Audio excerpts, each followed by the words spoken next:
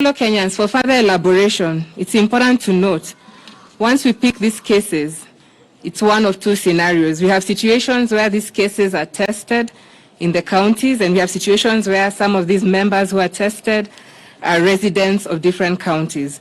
The reason why we're extrapolating for you the cases by county is to be able to demonstrate to you Kenyans that some of our positive cases are actually Kenyans who've had interaction with different members of the public across the country. Therefore, fellow Kenyans, what this means is that we must work even more closely with our county governments to tighten our control measures, to harmonize our responses, and mobilize our people to take an active role in this fight. In this regard, we are rolling out mass testing exercise, taking into consideration the risk profiles of clusters.